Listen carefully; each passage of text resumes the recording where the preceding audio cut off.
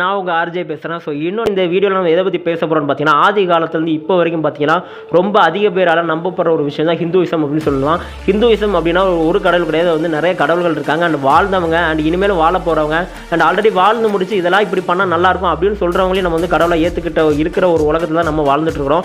And முக்கியமாக எஸ்பெஷலாக சொல்லணும்னா நம்ம தமிழ்நாட்டில் அவ்வளோ கோவில் இருக்குது. அவ்வளோ கோவில்லையும் பார்த்தீங்கன்னா இருக்கிற ஃபாரினர்ஸ்லாம் இங்கே வந்து சாமி கும்பிட்டு இந்த சாமியோட பெருமை இவங்களோட வாழ்ந்த வாழ்க்கை இது எல்லாத்தையும் பற்றி அவங்க நாட்டில் போய் அவங்களோட மொழியில் எக்ஸ்பிளைன் பண்ணுறதா இருக்கட்டும் அண்ட் ஸ்டேஜில் போய் பேசுகிறதா இருக்கட்டும், 4 பேருக்கு அதை எடுத்து சொல்கிறதா இருக்கட்டும், இது எல்லாமே பண்ணிகிட்ருக்குறாங்க.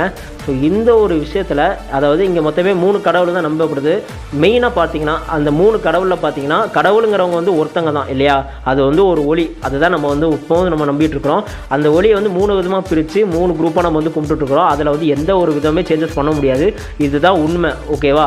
ஸோ இது ஓகே உண்மை அப்படிங்கிறவங்க கமெண்ட் செக்ஷனில் கமெண்ட் பண்ணுங்கள். ஸோ அப்படிப்பட்ட இந்த ஒரு நிலைமையில பார்த்தீங்கன்னா இப்போ நம்ம வந்து ஹிந்துவிசமில் ஏகப்பட்ட கடவுள் இருக்குது. அந்த கடவுளை ஏகப்பட்ட பேர் தப்பாக போர்ட்ரேட் பண்ணியிருக்காங்க. அந்த போர்ட்ரேட் பண்ணவங்க யாருமே இன்றைக்கி நல்லா இல்லை அப்படிங்கிறத ஒரு பெரிய உண்மை. இது வந்து ஹிந்துவிசம் மட்டும் இல்லை, இது ஒரு கிறிஸ்டினிட்டியாவாக இருக்கலாம், முஸ்லீமாக இருக்கலாம். ஒரு கடவுள் அப்படிங்கிறவங்க வந்து உண்மையிலே ஒரு புனிதமானவங்க அப்படின்னு சொல்லலாம்.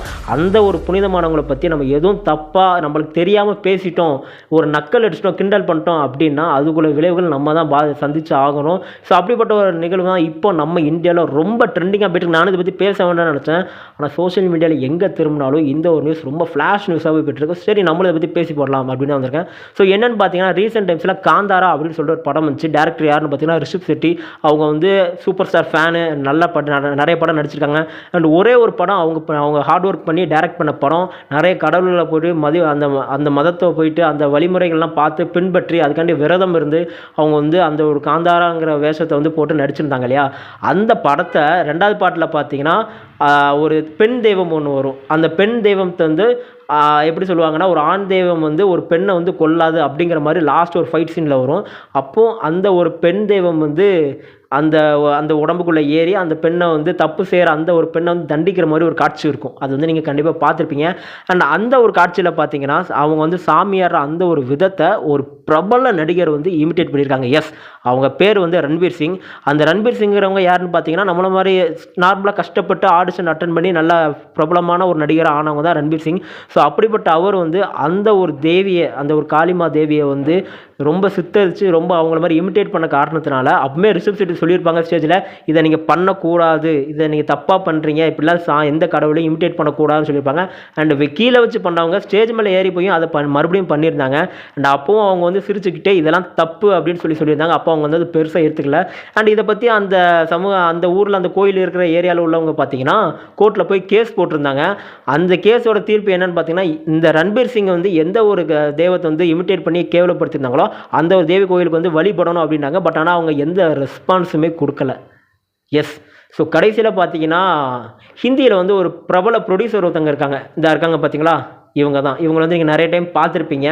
ஸோ இந்த ஒரு ப்ரொடியூசர் ரன்பீர் சிங்கை வச்சு ஆல்ரெடி ஷாருக் கான் நடிச்சிருந்தா டான் மூவியோட சீரீஸில் பார்த்தீங்கன்னா டான் 3 அப்படிங்கிற ஒரு பாட்டை எடுக்கிறதுக்கு கிட்டத்தட்ட 45 crores வந்து அவங்க வந்து இன்வெஸ்ட் பண்ணியிருந்தாங்க. அண்ட் இன்வெஸ்ட் பண்ணி எல்லாமே போஸ்ட் ப்ரொடக்ஷன்லேருந்து எல்லாம் பண்ணி முடிச்சு ஷூட்டிங் ஆரம்பிக்க போகிற நேரத்தில் ரன்பீர் சிங் என்னால் அந்த படத்தில் நடிக்க முடியாதுப்பா, நான் இதுலேருந்து பேக் வாங்கிக்கிறேன் அப்படின்ட்டாங்க. நினச்சி பாருங்களேன், நம்மக்கிட்ட ஒரு நண்பன் 5000 10,000 வாங்கிட்டு திருப்பி தரலான்னா நம்ம எவ்வளோ கோவப்படுவோம். பட் ஆனால் இந்த மனுஷன் 45 கோடி ரூபா இந்த மனுஷன் நம்பி இன்வெஸ்ட் பண்ணியிருக்காங்க. பட் ஆனால் இவர் கடைசியில் நான் நடிக்க மாட்டேன் அப்படின்னு சொல்லிட்டாரு. ஸோ அவர் சொல்கிறாரு, நான் 45 கோடி உன்னை நம்பி நான் செலவு பண்ணிட்டேன், இப்போ நீ எனக்கு வந்து நடிச்சு கொடுக்கல அப்படின்னா நீ தான் அந்த காசை வந்து எனக்கு கொடுக்கணும் அப்படிங்கிற மாதிரி சொல்கிறாங்க. அவர் சொல்கிறாரு, இல்லை என்கிட்ட அவ்வளோ காசு கிடையாது, என்னால் ₹1 கூட உனக்கு தர முடியாது அப்படிங்கிற மாதிரி சொல்லிடுறாங்க. ஸோ இவர் கொஞ்சம் பேச்சுவார்த்தை பொறுமையாக சுமூகமாக முடிச்சிடலாம், பேசி முடிச்சிடலாம், அவர்கிட்ட காசை வாங்கிடலாம், இல்லை அவர் நடிக்க வச்சிடலாம் அப்படிங்கிற மாதிரி ஒரு மைண்ட் செட்டில் போகிறாங்க. அண்ட் கடைசியில் பார்த்தீங்கன்னா இவர் இல்லை நான் எதுவுமே பண்ண மாட்டேன், இது லாஸ் வந்து உங்களோட லாஸ், ஸோ நீங்கள் தான் அந்த லாஸை ஃபேஸ் பண்ணி ஆகணும் அப்படிங்கிற மாதிரி சொல்லிட்டாங்க. ஸோ இவங்க இதுக்கு மேலே என்ன பண்ண முடியும்னு தெரியாமல் அங்கே இருக்கிற அந்த ஹிந்தி அந்த பாலிவுட் இதெல்லாம் இருக்கும் பார்த்தீங்களா, அண்ட் அதில் உள்ள சங்கத்தில் போய்ட்டு இந்த மாதிரி நான் அதெல்லாம் ஒரு டான் 3 அப்படிங்கிற வச்சு இவரை வச்சு நான் வந்து பண்ணேன். ஆல்ரெடி ஃபேன்ஸ்கிட்டே கொஞ்சம் அதை பற்றி கொஞ்சம் ஹேட்டிங் ரிவ்யூஸ்லாம் வந்துச்சு. பட் இருந்தாலும் இவரை வச்சு பண்ணணும்னு சொல்லிட்டு 45 crores நான் வந்து இன்வெஸ்ட் பண்ணியிருந்தேன். பட் இப்போ எல்லாமே பார்த்தீங்கன்னா இவரும் நடிக்க மாட்டானே, எனக்கு வந்து நான் இப்போ நஷ்டத்தில் இருக்கேன், எனக்கு நீங்கள் தான் உதவி பண்ணணுன்ட்டாங்க. ஸோ இதை விசாரித்தா அங்கே உள்ள அந்த நடிகர் சங்கம் பார்த்தீங்கன்னா இவரை கூப்பிட்டு நீங்கள் ஏன் நடிக்க மாட்டீங்க கேட்கும்போது இல்லை சார் எனக்கு அதில் நடிக்க இன்ட்ரெஸ்ட் இல்லை. அப்போது அந்த 45 கோடி நீ தான்ப்பா கொடுக்கணும் அப்படின்னு அங்கேயும் இவர் போய் இல்லை என்னாலாம் கொடுக்கவே முடியாது அப்படின்ட்டாங்க. ஸோ இப்போ நீ கொடுக்கலன்னா உன்னோட படங்கள் நீ இனிமேல் எந்த படமே இங்கே நடிக்க முடியாது, ஹிந்தி ஃபிலிம் இண்டஸ்ட்ரியில் இனிமேல் உனக்கு சப்போர்ட் பண்ணி யார் பேசினாலும் அவங்களே நாங்கள் பேன் பண்ணுவோம் அப்படிங்கிற மாதிரி ரொம்ப காட்டமான ஒரு கருத்தை வந்து இவங்க வந்து முன் வச்சுருக்காங்க. அண்ட் இதை தொடர்ந்து பார்த்தீங்கன்னா ரன்வீர் சிங்க்கு தொடர்ந்து எல்லா படமுமே குயிட் ஆயிடுச்சு. அண்ட் இவர் வந்து மொத்தமாக மார்க்கெட் வந்து லாஸ் ஆகிற ஸ்டேஜில் இப்போ இருக்கிறாங்க. அண்ட் அப்படி இருந்த நேரத்தில் தான் இவங்க அந்த கோர்ட்லேருந்து கேஸ் சொல்லியிருந்தாங்க பார்த்தீங்கன்னா இந்த காளிமாதேவி கோயிலுக்கு வந்து அவங்க வந்து வரணும் அப்படின்ட்டு. ஸோ அந்த ஒரு காளிமாதேவி கோயிலுக்கு வந்து இவங்க போய் உட்காந்து சாமியை வழிபட்டு இல்லை நான் இமிட்டேட் பண்ண தப்பு தான் அப்படிங்கிற மாதிரி அவங்க வந்து ரொம்பவே மாறின மாதிரி எனக்கு தெரிஞ்சது. ஏன்னா ஒரு நார்மல் ஆக்டர் அந்த ரன்வீர் சிங்குங்கிற வந்து அந்த ப்ரெஸ் மீட்டுக்கு முன்னாடி பார்த்தீங்கன்னா எப்படி இருந்தாங்கிறதுக்கும் இப்போ எப்படி இருக்காங்கிறதுக்கும் ஒரு சேஞ்சஸ் வந்து எனக்கு தெரிஞ்சுது. ஸோ இந்த ஒரு சேஞ்சஸ் உங்களுக்கு என்ன சேஞ்சஸ் தெரியும்னு சொல்லி தெரிஞ்சால் கமெண்ட்டில் சொல்லுங்கள். ஸோ அப்படி தெரிஞ்சதுனால இப்போது நான் சொல்கிறேன், கடவுளுங்கிறது நம்ம 3ஆக பிரிச்சுட்டோம். ஆனால் கடவுளுங்கிறது ஒருத்தங்க தான். ஸோ அந்த 3 கடவுளாக இருந்தாலும் அந்த ஒரு கடவுளை நம்ம வந்து முழுமையாக நம்பி நம்ம கை பிடிச்சோம் அப்படின்னா கண்டிப்பாக நமக்கு நல்லது நடக்கும் அப்படிங்கிறது தான் உண்மை.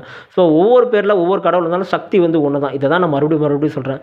ஸோ இந்த வீடியோவில் பார்த்தீங்கன்னா இப்படி நடந்ததுனால அவர் வந்து மறுபடியும் மன்னிப்பு கேட்டாங்க. இப்போ அந்த டான் வீடியோ அவங்க நடித்தாங்க அப்படின்னா அவங்க பேக் டு அவங்க இண்டஸ்ட்ரிக்குள்ளே இன்னும் நிறைய படங்கள் பண்ணலாம்.